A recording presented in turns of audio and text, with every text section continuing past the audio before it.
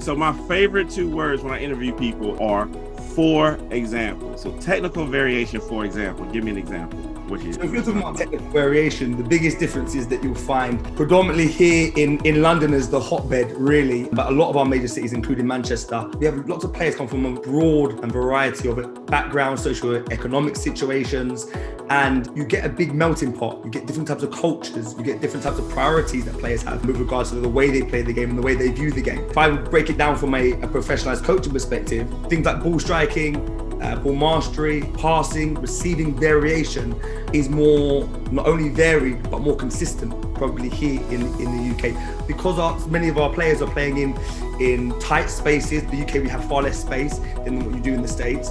They're playing in tight spaces, lots of people playing in small playgrounds when they're at school, playing in small local parks when they're with their friends and in their free time, in their leisure time. And the emphasis on technical development in the foundation phase in our academies is probably of a more consistent and high level basis. The MLS clubs, obviously you guys start over there at 12, I believe. Yeah. A lot of our technical work is done from 6 to 12 in the academy world, at any club that you care to mention. Not only is it prioritized by clubs, but also we have a program which matches it. We have a program set by the Premier League in academy football, whereby we have our clubs will go and play 5v5 tournaments on AstroTurf with the boards. They'll go and play futsal. They'll then obviously have their relatively conventional games program where they'll play 7-a-side or 9-a-side, depending on the age group. And then they'll also have cup competitions where you're actually playing for points. So they get a good amount of variation across the board, which I probably feel that the players in the US aren't subjected to. Yeah, and I can picture that completely. And this is just we're wrapping up. We might dig a little bit more in detail, but I'll probably have to invite you back just to talk about each component.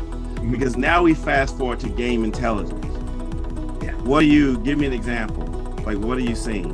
So game insight, players that recognize moments. An example of game insight or game understanding or game intelligence is the same. Players' ability to recognize moments when the ball may be turned over. Players' ability to recognize moments to create 1v1, create 2v1 attacking or offensive moments.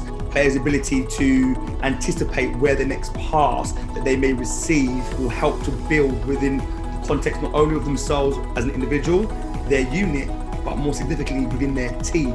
So that level of game intelligence is developed primarily throughout their entire academy career, and it starts as an individual, it builds into the unit, and then when you get to 14, 15 and 16, it then becomes, well, how does your unit then fit within the team and beyond?